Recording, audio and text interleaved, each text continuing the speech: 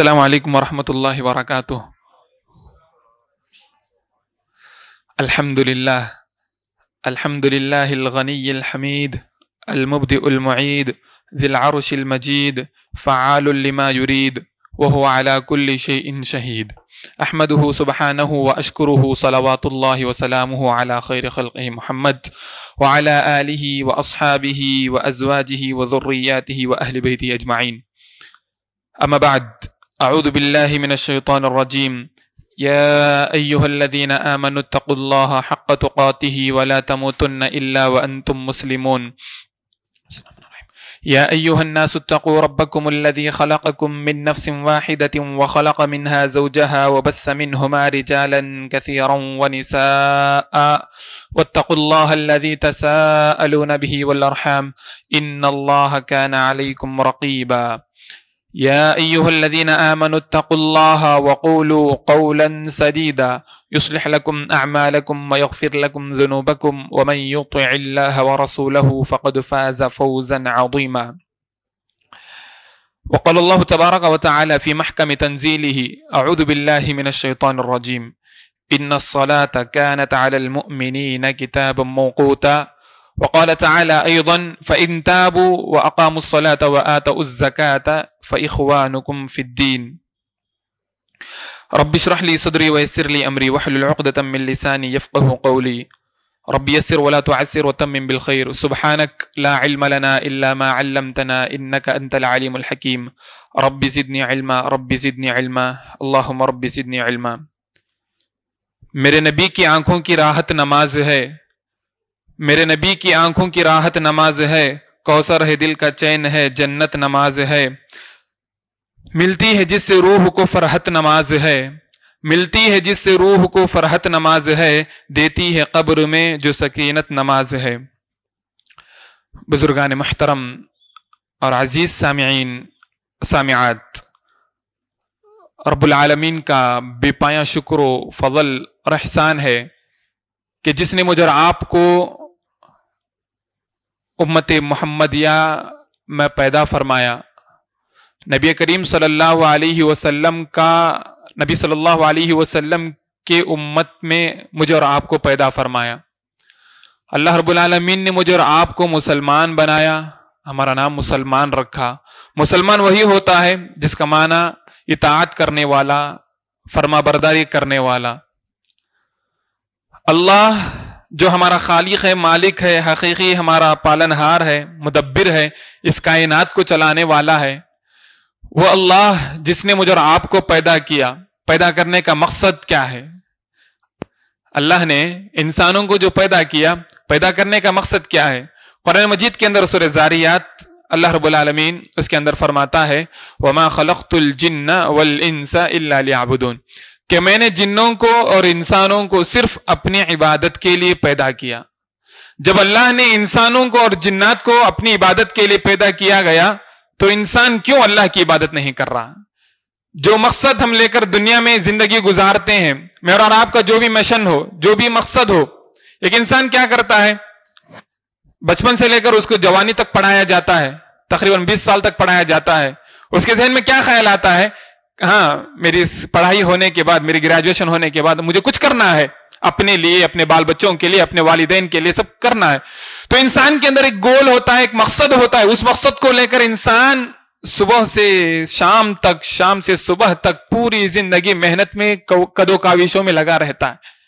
لیکن کیا حقیقی معنوں میں جس مقصد کے تحت مجھے اور آپ کو اللہ نے اس دنیا میں بھیجا، مجھے اور آپ کو آپ صلی اللہ علیہ وسلم کا امتی بننے کا جو شرف مجھے اور آپ کو حاصل ہے، کیا واقعتاً میں اور آپ اس شرف کا حق ادا کر رہے ہیں؟ کیا واقعتاً میں اور آپ اس مقصد میں کامیاب ہو رہے ہیں؟ ذرا اپنے آپ کا جائزہ لے کر دیکھنا چاہیے۔ اسی لیے حضرت عمر بن الخطاب رضی اللہ تعالی عنہ کے سلسلے میں آتا ہے، وہ کہتے ہیں کہ حاسبوا انفسکم قبل ان تحاسبوا، اپنے آپ کا محاسبہ کرو، اپنے آپ کا جائزہ لو قبل اس کے کہ کل روز قیامت اللہ رب العالمین آپ کا جائزہ لے گا۔ قرآن مجید میں اللہ رب العالمین نے فرمایا قد افلح من تزکا، کامیابی کی علامت بتلاتے ہوئے کہا کہ کامیاب ہو گیا وہ شخص جس نے اپنے نفس کا تزکیہ کر لیا، جس نے اپنے نفس کو گناہوں کی آلودگی سے پاک کر لیا۔ محترم سامعین، اللہ رب العالمین کی حمد و ثنا کے بعد پیارے نبی صلی اللہ علیہ وسلم پر اور حضرت آدم علیہ الصلوۃ والسلام سے لے کر حضرت عیسیٰ علیہ الصلوۃ والسلام تک جتنے انبیاء آئے ہم ان تمام پر درود و سلامتی کی دعا کرتے ہیں، خصوصاً نبی آخر الزماں تاجدار مکی و مدنی، آمینہ کے لال عبداللہ کے فرزند، فاطمہ کے باپ، صدیقہ بنت صدیق کے شوہر، حسنین کے نانا جناب محمد الرسول اللہ صلی اللہ علیہ وسلم پر، جن کی محنتوں، جن کی کوششوں، جن کی کدو کاوشوں کے بدولت آج ہم الحمدللہ اسلام کے سائے میں زندگی گزار رہے ہیں۔ دعا کریں کہ رب العزت جس اسلام پر جس اسلام پر میں نے اور آپ نے ایمان لایا، جو مذہب میں نے اور آپ نے قبول کیا، مرتے دم تک اسی مذہب پر قائم رہیں، اور دعا کریں کہ رب العزت جب ہمارا خاتمہ ہو تو ہماری زبان پر کلمہ لا الہ الا اللہ محمد الرسول اللہ نصیب ہو، آمین۔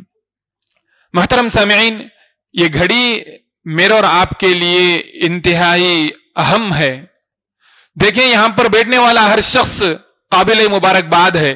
اس سے پہلے کے درس میں میں نے یہی بتایا کہ یہاں پر بیٹھنے والا ہر شخص الحمدللہ اللہ کی نظر میں ایک بہت بڑا کامیاب انسان ہے۔ کیوں؟ آپ نے دیکھا ہوگا کہ تقریباً مغرب کی نماز میں کتنے صفحے ہمارے پاس؟ 5 سے لے کر 6-7 صفحے، لیکن اس کے باوجود بھی اللہ نے آپ لوگوں کو چن لیا۔ وہ لوگ اٹھ کر چلے گئے لیکن اللہ نے آپ لوگوں کو چن لیا، تو سمجھ لیجئے کہ اللہ کے ہاں آپ کا کوئی مقام ہے۔ اللہ کے نبی صلی اللہ علیہ وسلم کی اس حدیث کو یاد کریے جس میں پیارے نبی صلی اللہ علیہ وسلم فرماتے ہیں من سلک طریقا یلتمس فیہ علما سہل اللہ لہ بہ طریقا الی الجنہ۔ اگر آپ جنت جانا چاہتے ہیں، سب کی خواہش ہے کہ میں جنت کو جاؤں، ٹھیک ہے، جنت کو جانے کے لیے سب سے آسان راستہ کیا ہے؟ من سلک طریقا یلتمس فیہ علما، جسے علم حاصل کرنے کی جستجو ہو، ایسا علم جو شریعت کا علم ہو، جو دین کا علم ہو، نبی کی معرفت ہو، اللہ کی معرفت ہو، دین کی معرفت ہو۔ اگر ایسا علم حاصل کرنے کے لیے کوئی بندہ راستے سفر کرتا ہے تو اللہ رب العالمین اللہ کے رسول فرماتے ہیں سہل اللہ لہ بہ طریقا الی الجنہ، اور اللہ کے رسول نے فرمایا کہ اللہ تبارک و تعالی اس کے لیے جنت کے راستوں کو آسان کر دیتا ہے۔ سبحان اللہ۔ یہ فضیلت آپ لوگوں کے لیے الحمدللہ۔ ایک اور فضیلت آپ کے لیے، پیارے نبی صلی اللہ علیہ وسلم کی اس حدیث کو بھی یاد کریے گا، جو بندہ علم حاصل کرنے کے لیے نکلتا ہے، اپنے گھر سے یہاں تک آتا ہے، تو پانی میں بسنے والی، پانی کے اندر زندگی گزارنے والی وہ مچھلیاں بھی آپ کو دعا دے رہی ہیں۔ چونٹی جو بلوں کے اندر رہتی ہیں، وہ چونٹی بھی آپ لوگوں کے حق میں دعائیں کر رہی ہوں گی۔ آسمان میں اڑنے والے پرندے بھی آپ کے حق میں دعا کر رہے ہیں۔ سبحان اللہ، آپ لوگ قابل مبارکباد ہیں۔ اللہ رب العالمین مجھے آپ کو اخلاص کی توفیق عطا فرمائے، اللہ رب العالمین مجھے آپ کو عمل کی توفیق عطا فرمائے۔ محترم حضرات، پچھلے جو دروس میں آپ نے جو باتیں سنی صحیح حدیث کی روشنی میں، گزشتہ ہفتہ جو آپ کے سامنے صحیح نماز نبوی کا جو طریقہ بتایا گیا تھا، اس میں سے ایک آخری بات وقت ہونے کی بنا پر روک دی گئی تھی، وہ ہے تشہد کا مسئلہ۔ جب آپ نماز شروع کرتے ہیں تب سے لے کر تقریباً سجدے تک بات آئی تھی اور آپ کو بتایا بھی گیا تھا۔ اب یہاں پر جو ہے مسئلہ تشہد کے سلسلے میں، تشہد کو کیسا بیٹھایا جائے؟ تشہد میں آپ صلی اللہ علیہ وسلم کا جو طریقہ کار تھا وہ یہ تھا،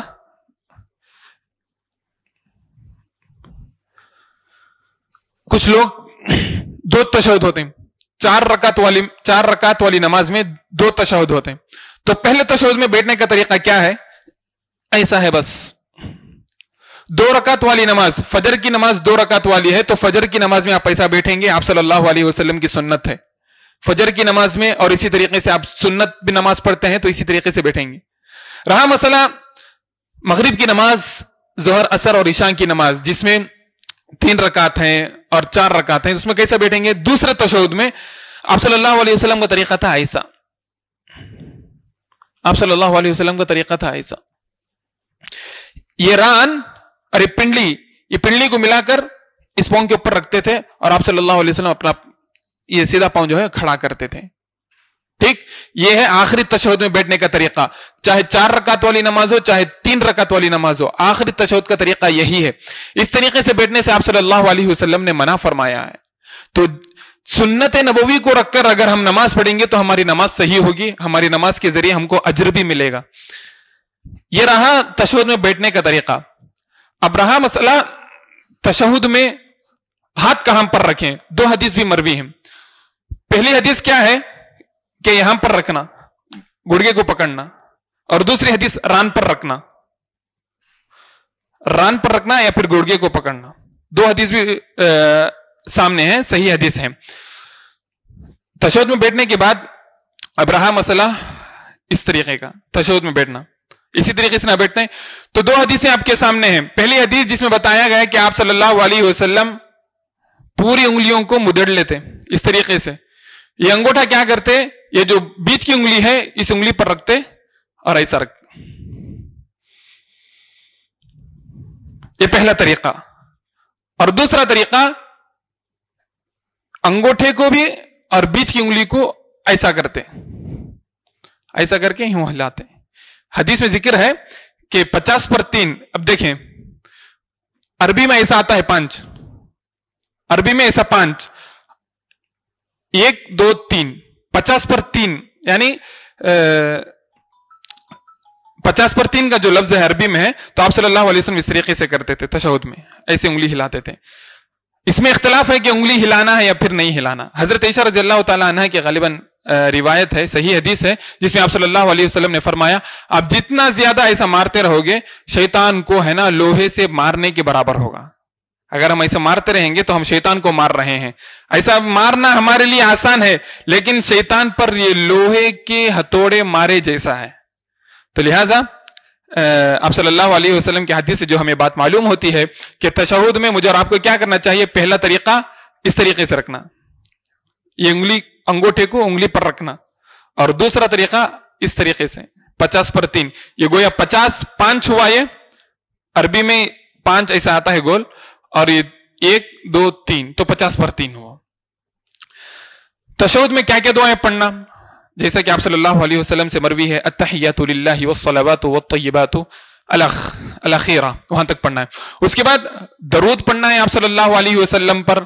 پہلے تشہد میں اس میں اہل علم کے درمیان اختلاف ہے. 4 رکعت یا پھر 3 رکعت والی نمازوں میں جو پہلا تشہد ہوتا ہے 2 رکعت کے بعد, تو اس میں کچھ لوگ کہتے ہیں کہ بس التحیات پڑھ لیا تو کافی ہو جائے. کچھ لوگوں نے کہا کہ نہیں بھائی درود بھی پڑھنا, لیکن آخری تشہد میں جو ہے درود پڑھنا آپ کے اوپر اور میرے اوپر ضروری ہے اور واجب ہے. التحیات پڑھ لیے, اور اس کے بعد درود و سلامتی کی دعا بھی ہم نے کر لیا. اس کے بعد اللہم انی اعوذ بک من عذاب القبر, اللہ سے ہم یہ دعا کرتے ہیں کہ اللہ رب العالمین تو ہمیں قبر کے عذاب سے بچا, دجال کے فتنے سے بچا.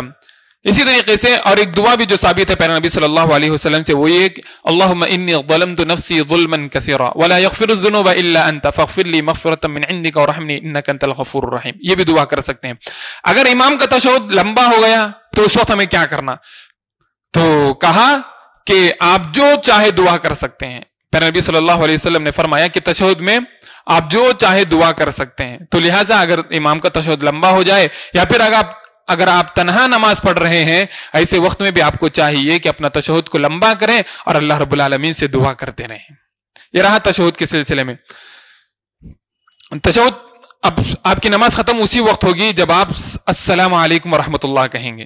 تکبیر تحریمہ پر آپ شروع کریں گے, تو جیسے کہ میں نے اس سے پہلے کہا پچھلے دروس میں کہ جب آپ تکبیر تحریمہ اللہ اکبر بول کر ہاتھ باندھیں گے, جتنی بھی حلال چیزیں آپ کے لیے تھیں وہ حرام ہو جائیں گی. مثال کے طور پر سونا نماز میں حرام, کھانا نماز میں حرام, بات کرنا نماز میں حرام. جتنی حلال چیزیں جو نماز کے بغیر تھیں وہ نماز کے اندر حرام ہو جائیں گے. اور جیسے ہی آپ تسلیم کر لیں گے, یعنی السلام علیکم ورحمۃ اللہ, السلام علیکم ورحمۃ اللہ, جو نماز کے اندر حرام ہو گئی تھی وہ تمام کی تمام چیزیں نماز کے بعد آپ کے لیے حلال ہو جائیں گی. اب نماز کے بعد ذکر و اذکار کرنا ہے. یہاں پر ایک بات یاد رکھیں کہ کچھ لوگ ہیں نا نماز کے فوری بعد دعا کر دیتے ہیں. کسی بھی حدیث سے ثابت نہیں ہے, کسی بھی حدیث سے ثابت نہیں ہے. شیخ صالح العثیمین بن باز رحمۃ اللہ علیہ کی فتووں کو جب پڑھتے ہیں تو معلوم ہوتا ہے کہ آپ صلی اللہ علیہ وسلم سے کہیں بھی بات ثابت نہیں ہے کہ آپ صلی اللہ علیہ وسلم نے نماز کی فوری بعد دعا کی. نماز کی فوری بعد آپ صلی اللہ علیہ وسلم ذکر و اذکار کرتے تھے. یہ ذکر و اذکار میں بہت ساری دعائیں ہیں تو بندے کو چاہیے کہ ذکر و اذکار ہی پڑھے، اس کے بعد چاہے تو دعا کر سکتا ہے. یہ نہیں کہ دعا نہیں کرنا، دعا تو کرنا ہے، ذکر و اذکار سب سے پہلے مقدم رکھنا ہے مجھے اور آپ کو. ذکر و اذکار، نماز ہوئی، دوسرا سلام پھر لیے، اللہ اکبر زور سے پڑھنا ہے، استغفر اللہ استغفر اللہ استغفر اللہ 3 مرتبہ. اس کے بعد اللہم انت السلام اللہم لا مانع رب اعنی علی ذکرک و شکرک، اتنی ساری دعائیں پڑھنا ہے. تو یہ نماز کا جو طریقہ آپ کے سامنے جو بتایا جا رہا تھا، تو ابھی آپ کے سامنے تشہد کا مسئلہ بھی آیا، اور اس کے بعد نماز کے بعد جو اذکار پڑھتے ہیں وہ بھی مسئلہ آیا. تو اس میں آپ کو ایک سوال ہے، کوئی سوال ہے اس میں سے؟ اگر آپ کوئی سوال کرنا چاہتے ہیں تو انشاءاللہ اس کا جواب دینے کی کوشش کروں گا، نہیں تو انشاءاللہ نماز میں ہونے والی غلطیوں پر ہم بات کریں گے. بات سمجھ میں آ گئی آپ لوگوں کو؟ الحمدللہ. جی، سجدے میں دعا کرنے کا جو مسئلہ ہے وہ فرض نماز میں نہیں کر سکتے آپ، نفل نماز میں کر سکتے ہیں، سنت نماز میں کر سکتے ہیں. آخری سجدہ، دوسری رکعت کا جو آخری سجدہ رہتا ہے اسی سجدے میں آپ دعا کر سکتے ہیں. ایسا نہیں کہ آپ آئے سیدھے سجدے میں پڑ گئے دعا کریں، یہ مناسب طریقہ نہیں ہے. ہاں، سجدہ شکر اگر آپ بجا لاتے ہیں تو ایسے وقت میں نہ آپ کو وضو کی ضرورت ہوگی اور نہ ہی قیام کی ضرورت ہوگی. آپ کو کوئی خوشی مل گئی، چلو الحمدللہ سجدے میں چلے گئے. دعا کا طریقہ سب سے پہلے یہی ہے کہ سب سے پہلے اللہ کی تمہید بیان کی جائے، اللہ کی تعریف بیان کی جائے، اس کے بعد درود پڑھے، اس کے بعد اپنے حاجت کو رکھیں. اب رہا مسئلہ نماز کے اندر سجدے میں، تو بہتر یہی ہے کہ دعا سے شروع کر لیا جائے، کوئی مسئلہ نہیں. اگر درود بھی پڑھتے ہیں تو آپ کے لیے بہتر ہوگا، اگر درود بھی نہ صحیح تو کوئی مسئلہ نہیں ہوگا انشاءاللہ. تو محترم سامعین، اب ہماری گفتگو ہوگی نماز میں ہونے والی غلطیاں. وہ کون سی غلطیاں ہیں جو ہماری نماز کو باطل کر دیتی ہیں، ہماری نماز کو مکمل طور پر توڑ دیتی ہیں، یا پھر ہماری نماز کے اندر وہ جو ثواب ملنا ہے وہ ثواب نہیں مل پاتا. سب سے پہلی چیز اعضائے وضو کو مکمل طریقے سے دھونا.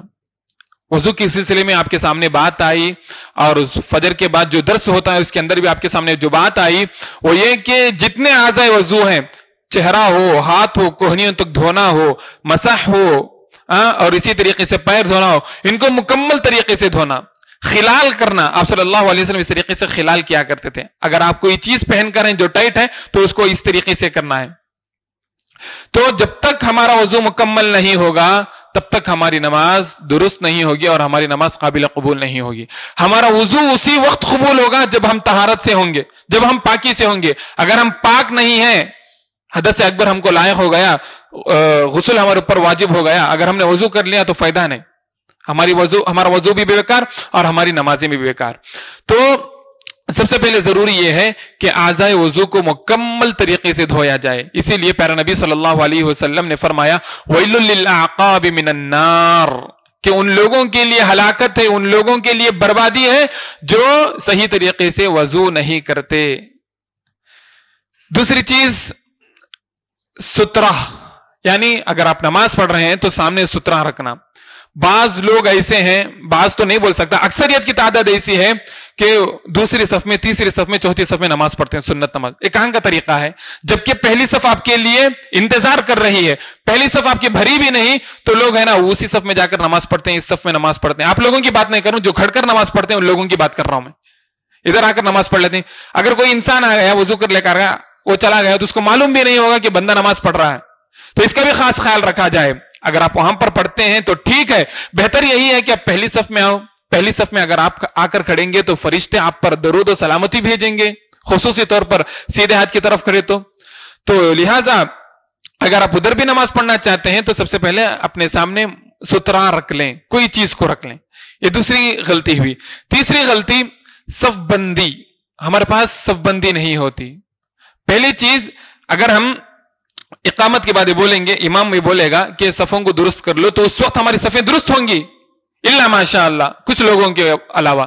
لیکن جیسے ہی ہماری ایک رکعت ختم ہو جاتی تو دوسری، تیسری، چوتھی رکعت میں ہماری صف مکمل نہیں ہوتی. پیارے نبی صلی اللہ علیہ وسلم کی حدیث کو سنیں. پیارے نبی صلی اللہ علیہ وسلم نے فرمایا صفوں کو درست رکھو ورنہ اللہ رب العالمین تمہارے درمیان اختلاف پیدا فرما دے گا. صفوں کو درست رکھو ورنہ اللہ رب العالمین تمہارے درمیان اختلاف کو پیدا فرما دے گا. اور اسی طریقے سے پیارے نبی صلی اللہ علیہ وسلم کی نماز کا جو صحیح طریقہ تھا، آپ صلی اللہ علیہ وسلم پاؤں سے پاؤں لگاتے تھے، پاؤں سے پاؤں اور کاندھے سے کاندھا لگاتے تھے. اسی لیے آپ صلی اللہ علیہ وسلم نے فرمایا کہ اپنے کندھوں کے مقدار کے مطابق تم نماز میں کھڑو، نہ اتنا پھیلا کر کھڑو نہ اتنا ملا کر کھڑو کہ دوسرے کو تکلیف ہو. اپنا جو کاندھا ہے اس کے مطابق اگر کھڑیں گے تو ایک دوسرے انسان کا کاندھا بھی آپ کو لگے گا اور دوسرے انسان سے آپ پیر بھی ملائیں گے. پھر نبی صلی اللہ علیہ وسلم نے ایک حدیث میں فرمایا کہ والذی نفسی بیدی، قسم ہے اس ذات کی جس کے قبضے میں میری جان ہے. آپ نے فرمایا کہ میں دیکھ رہا ہوں کہ تمہاری صفوں کے درمیان شیطان بکری کا بچہ بن کر تمہاری صفوں کو مکمل فرما رہا ہے. اللہ اکبر. میں دیکھ رہا ہوں کہ تمہاری صفوں میں جو خالی جگہ تم رکھ کر ہیں، ایک شخص ادھر کھڑا ہے ایک شخص ادھر کھڑا ہے، یہ بیچ میں جو درمیانی حصہ ہے، آپ نے فرمایا کہ شیطان بکری کے بچے کی شکل میں آ کر ان صفوں کو جوڑ رہا ہے. اللہ اکبر. پیارا نبی نے کتنی وعید سنائی. تو لہٰذا دوستو، جب بھی آپ صف باندھنا چاہتے ہیں تو صفوں کو درست کریں، قدم سے قدم اور کاندھے سے کاندھا ملا کر کھڑے ہوں. یہ تیسری غلطی تھی. چوتھی غلطی، جماعت کے ساتھ نماز ادا نہیں کرتے، چاہے وہ ظہر کی نماز ہو چاہے فجر کی نماز ہو. خصوصاً فجر کی نماز کے وقت جب امام مصلی پر آ جاتا ہے تو کچھ لوگ نماز پڑھ لے کر رہتے ہیں. یہ غلط بات ہے. پہلے نبی صلی اللہ علیہ وسلم نے فرمایا، بخاری کی حدیث ہے، فرض نماز جماعت کے ساتھ ادا کرنا اکیلے نماز ادا کرنے سے 20% گنا 20% درجے بہتر ہے اور افضل ہے. یہاں پر دیکھتے ہیں کہ فجر کی نماز چل رہی رہتی ہے، کچھ لوگ وہاں پر نماز پڑھتے رہتے ہیں. آپ صلی اللہ علیہ وسلم نے فرمایا کہ جب فرض نماز کے لیے کھڑے ہوں تو کوئی نماز نہیں ہے. فرض نماز کے لیے اگر آپ کھڑے ہیں، اگر کوئی بندہ نماز پڑھ رہا ہے تو اس کی نماز کیسے قبول ہوگی جبکہ فرض نماز آپ کے چل رہی ہے. پھر نبی صلی اللہ علیہ وسلم نے فرمایا، عبداللہ بن ام مکتوم ایک مرتبہ آپ صلی اللہ علیہ وسلم کے پاس آئے. ان کے پاس ایک عذر تھا. عبداللہ بن ام مکتوم کون ہے؟ یہ عبداللہ بن ام مکتوم آپ صلی اللہ علیہ وسلم کے صحابی ہیں، نابینا ہیں، ان کو آنکھ سے کچھ بھی نہیں دکھتا تھا، اور یہ مسجد نبوی کے نائب مؤذن تھے. مسجد نبوی کے نائب مؤذن تھے. ایک مرتبہ اللہ کے رسول صلی اللہ علیہ وسلم کے پاس آئے اور کہنے لگے کہ اللہ کے رسول، میں جماعت کے ساتھ نماز ادا نہیں کر سکتا، میں جماعت کے ساتھ نماز ادا نہیں کر سکتا، کیونکہ ان کے پاس شرعی عذر تھا، وہ نابینا تھے. تو اللہ کے رسول صلی اللہ علیہ وسلم نے اس وقت فرمایا، کیا تم اذان سنتے ہو؟ تو حضرت عبداللہ بن ام مکتوم نے کہا کہ ہاں اللہ کے رسول، میں تو اذان سنتا ہوں. تو اللہ کے رسول نے اس وقت کہا کہ جب تم اذان سنتے ہو تو تمہارے لیے ضروری ہے کہ تم مسجد میں آؤ. لیکن افسوس، ہم اذان تو سنتے ہیں، اس کا جواب تو دیتے ہیں، لیکن ہمارے پاس سب کچھ سہولیات فراہم ہونے کے باوجود بھی ہم مسجد کو آ کر نماز پڑھنے کی ہمارے پاس طاقت نہیں ہے. تو لہٰذا اس بات کا خیال رکھا جائے کہ جب بھی اگر آپ جماعت کھڑنے کے لیے 5 منٹ ہیں، آپ نماز پڑھ رہے ہیں، اچانک ٹائم ہو گیا اور مؤذن نے اقامت دے دی، جس حالت میں آپ تھے اسی حالت میں آپ چھوڑ کر اس نماز کو ترک کر کے فرض نماز کے لیے آ سکتے ہیں. کچھ لوگ ہیں جو فجر کی فرض نماز سے کہیں زیادہ اہمیت فجر کی 2 سنتوں کو دیتے ہیں. ہاں، یہ بات صحیح ہے، صحیح حدیث سے ثابت ہے کہ پیارے نبی صلی اللہ علیہ وسلم نے فرمایا، جو بندہ فجر کی 2 سنتوں کا اہتمام کرتا ہے فجر کی نماز سے پہلے، تو آسمان اور زمین کے درمیان جتنی چیزیں ہیں ان تمام سے وہ افضل ہیں. یہ حدیث صحیح ہے. لیکن اگر کوئی بندہ یہ کرتا ہے کہ یہاں پر فجر کی نماز چل رہی ہے جو کہ فرض ہے، اگر وہاں پر سنت ادا کرتا ہے تو یہ بات غلط ہے. کچھ لوگ ہیں جن کا ہمیشہ سے یہی ماننا ہے کہ وہ لیٹ آتے ہیں اور فجر کے بعد نماز پڑھتے ہیں، حالانکہ آپ صلی اللہ علیہ وسلم نے فجر کی نماز کے بعد کسی نماز کے پڑھنے کا حکم نہیں فرمایا، الا یہ کہ اگر آپ کو کوئی شرعی عذر ہو، آپ کے اٹھنے میں بسا اوقات تکلیف ہو گئی، آپ کے اٹھنے میں دیر ہو گئی، کبھی کبھار آپ نے سنت کو ادا کر لیا تو کوئی مسئلہ نہیں. ہمیشہ فجر نماز کے بعد اٹھ کر 2 رکعت نماز پڑھنا یہ بھی غلط بات ہے، یہ بھی غلط طریقہ ہے. اور اسی طریقے سے کچھ لوگ ایسے بھی ہوتے ہیں فجر کی نماز سے پہلے 4 رکعت سنت پڑھتے ہیں. یہ کس حدیث سے ثابت ہے مجھے آج تک نہیں معلوم. کچھ لوگ ہیں 4 رکعت نماز پڑھتے ہیں، حالانکہ پیارے نبی صلی اللہ علیہ وسلم سے جو بات ثابت ہے 2 رکعت نماز پڑھنے کی ہے. اسی طریقے سے ایک اور غلطی یہ تھی کہ جماعت سے ملنے کے لیے بھاگ کر آنا. جماعت ملنے کے لیے لوگ بھاگ کر آتے ہیں، جبکہ آپ صلی اللہ علیہ وسلم نے منع فرمایا۔ بخاری کی حدیث ہے، حضرت ابو ہریرہ بن صخر الدوسی رضی اللہ تعالیٰ عنہ راوی حدیث ہے، کہتے ہیں جب اقامت ہو تو تم نماز کے لیے آؤ تو اطمینان کے ساتھ آؤ، اطمینان کو لازم پکڑتے ہوئے آؤ، اور فرمایا کہ جو بھی نماز تم کو ملے، اگر آپ دوسری رکعت میں آئے، تیسری رکعت میں، چوتھی رکعت میں، یا پھر چوتھی رکعت کے سجدے میں بھی آئے، تشہد میں تبھی آئے، جو بھی امام جس حالت میں ہے آپ اس حالت میں آ جائیں، اور جو نماز آپ سے چھوٹ گئی ہے، چاہے ایک رکعت، چاہے 3، چاہے 2، چاہے 4، تو اس کو مکمل کر لیں۔ ٹھیک ہے، تو یہاں پر یہ بات بتائی گئی کہ نماز کو آتے ہوئے اطمینان سے آئیں۔ جب آپ اطمینان سے آئیں گے تو آپ کی نماز بھی اطمینان سے ہوگی۔ اللہ رب العالمین نے فرمایا الذین هم فی صلاتهم خاشعون، جو نماز پڑھتے ہیں اللہ سے ڈر کر، یعنی اللہ سے ڈر کر تو ہم نماز پڑھتے ہیں، ہمارے دل میں خشوع و خضوع کا جذبہ ہونا چاہیے۔ میں یہاں میرا دل مدینے میں، میں یہاں میرا دل بزنس میں ہو تو ایسی نماز ہماری قابل قبول نہیں ہوگی۔ تو لہٰذا نماز کو آتے ہوئے سنجیدگی کے ساتھ آئیں، اطمینان قلب کے ساتھ آئیں۔ اسی لیے رسول اکرم صلی اللہ علیہ وسلم نے جو نماز کا مکمل طریقہ بتایا، جو لمبی حدیث ہے، اس میں فرمایا کہ نماز کو جب قائم کرو تو اطمینان کے ساتھ قائم کرو، جلدی جلدی میں نہیں، کوا جیسے ٹونگ مارتا ہو اسی نماز نہیں پڑھنا۔ فرمایا کہ جب تم رکوع کو جاؤ، قیام کے بعد رکوع میں جاؤ تو اطمینان سے جاؤ، رکوع سے اٹھتے ہوئے بھی اطمینان سے اٹھو، پھر کچھ دیر رکو، پھر سجدے میں جاؤ، اس لیے کہ جو ہڈیاں جھکی ہوئی تھیں جب آپ رکوع میں تھے تو وہ سیدھے ہو جائیں۔ سائنس کی تحقیق کے مطابق یہ بات بھی سامنے آتی ہے کہ بندہ اگر جلدی جلدی اس طریقے سے کرے گا تو اس کی ہڈیوں میں کچھ نقصان ہوگا۔ سائنس اب کہہ رہی ہے لیکن اللہ کے رسول نے اسی وقت کہہ دیا۔ تو اسی طریقے سے ایک اور غلطی، اپنے جتنے اعضاء ہیں، مثال کے طور پر ہاتھ، پاؤں، یہ تمام کی تمام چیزیں ہم کو قبلے کی طرف رکھنا ہے، قبلے کی طرف کرنا ہے۔ کچھ لوگ ایسے کھڑے ہو جاتے ہیں، قبلہ ادھر ہے کیا، سائیڈ میں ہے کیا، لیفٹ میں ہے کیا، رائٹ میں ہے کیا، قبلہ ادھر نہیں ہے، قبلہ سیدھا ہے۔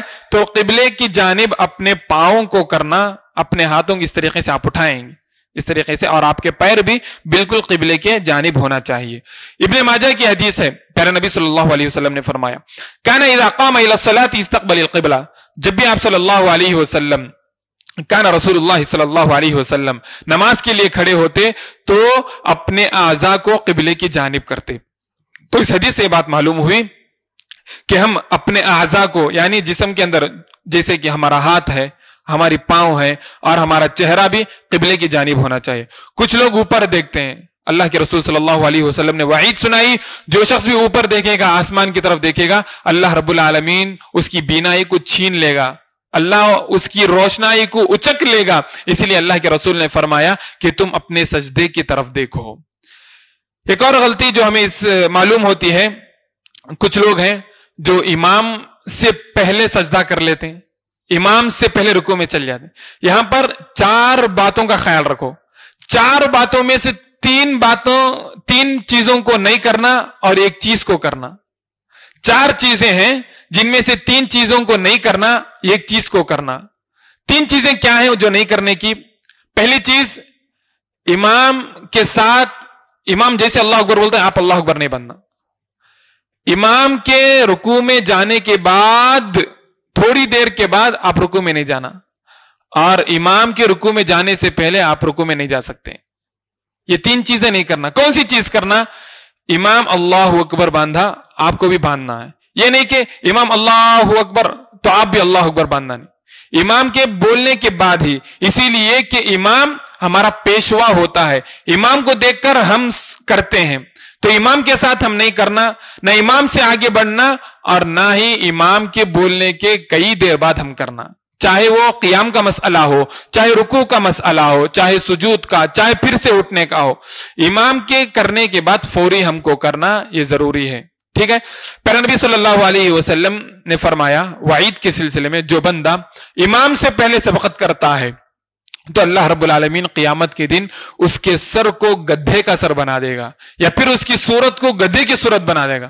کتنی بڑی وعید پیارے نبی صلی اللہ علیہ وسلم نے یہاں پر بتائی۔ تو لہٰذا اس بات کا خیال کیا جائے کہ نہ امام سے پہلے آپ رکوع کریں گے، نہ امام کے بولنے کے بعد تقریباً 20-30 سیکنڈ کے بعد آپ کریں گے، بلکہ امام جیسے ہی بولے گا بس اس کو آپ فالو کریں گے، اور وہ جیسے کہے گا آپ کو ویسے کرنا ہے۔ اسی طریقے سے فرض نماز کے ہوتے ہوئے سنت اور نفل نماز ادا کرنا نہیں چاہیے، جیسا کہ سامنے بات آئی فجر کے سلسلے میں۔ پیارے نبی صلی اللہ علیہ وسلم نے فرمایا، صحیح مسلم کی حدیث ہے، اذا اقیمت الصلاة فلا صلاة الا المکتوبہ، ظہر، عصر، مغرب، عشاء، فجر، ان 5 نمازوں میں مؤذن نے اقامت دی، اگر آپ کسی نماز میں مصروف ہیں تو اس نماز کو چھوڑ کر آپ نماز کو آ جانا چاہیے، جو نماز چل رہی ہے اس نماز میں آ کر آپ کو شریک ہو جانا چاہیے۔ یہ پیارے نبی صلی اللہ علیہ وسلم کی تعلیم ہے۔ فرمایا فلا صلاۃ الا المکتوبہ، کوئی نماز نہیں ہے فرض نماز کے علاوہ، فرض نماز چل رہی ہے تو آپ کو فوری فرض نماز کے اندر آ جانا چاہیے۔ اسی طریقے سے اطمینان سے ارکان ادا کرنا، جتنے ارکان ہیں، قیام کرنا ہے، رکوع میں جانا ہے، سجدے میں جانا ہے، ان تمام کو اطمینان کے ساتھ ادا کرنا ہے۔ آپ صلی اللہ علیہ وسلم مسجد نبوی میں بیٹھے ہوئے تھے، ایک شخص آئے، نماز پڑھنے لگے، کوے کے ٹونگ کی جیسے وہ نماز پڑھ لے کرتے باقاعدہ۔ آپ صلی اللہ علیہ وسلم نماز پڑھ لے کر آپ صلی اللہ علیہ وسلم کے پاس آئے، آپ صلی اللہ علیہ وسلم ان سے بولے، ارجع فصلی فانک لم تصلی، تم جاؤ اور نماز پڑھو کیونکہ تم نے مکمل طریقے سے نماز ادا نہیں کی۔ پھر گئے، پھر رہے، پھر آپ صلی اللہ علیہ وسلم وہی بولے، تقریباً 3 مرتبہ ایسا ہوا، وہ گئے واپس آئے، گئے واپس آئے، گئے واپس آئے، اس کے بعد آخر میں وہ صحیح طریقے سے نماز پڑھے تو آپ صلی اللہ علیہ وسلم نے فرمایا، ہاں یہی میرا طریقہ ہے، صلو کما رأیتمونی اصلی، ہماری نمازیں اسی وقت قبول ہوں گی جب ہماری نماز